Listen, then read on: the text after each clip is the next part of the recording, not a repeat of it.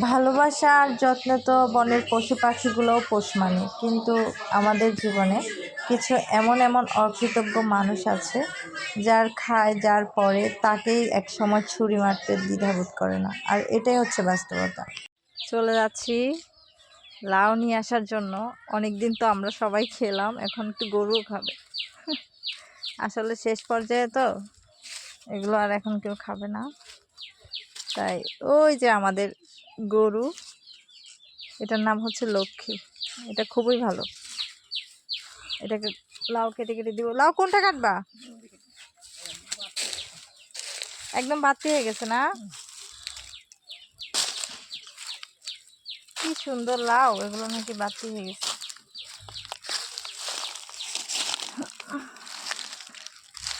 দুটোটা দিয়ে দিবা দাদু? দাদু নাকি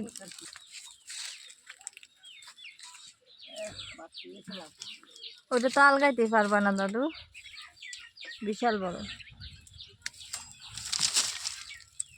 দেখছো?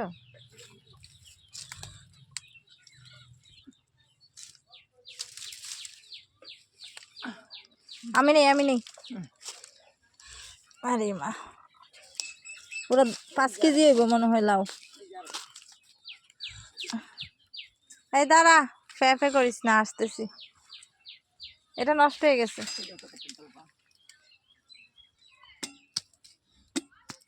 এটা একদম নষ্ট হয়ে গেছে না দাদু, এটা খাওয়া যাবে না। এটা নষ্ট, ফেলো।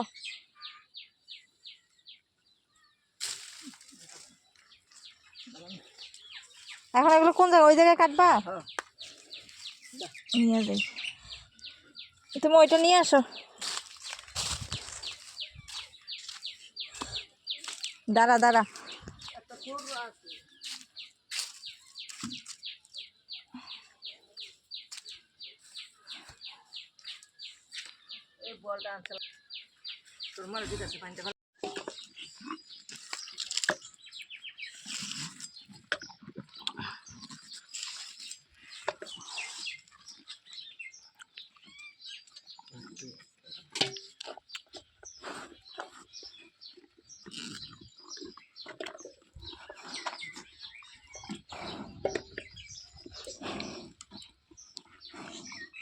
দুপুরে খাবার খেতে চলে আসলাম।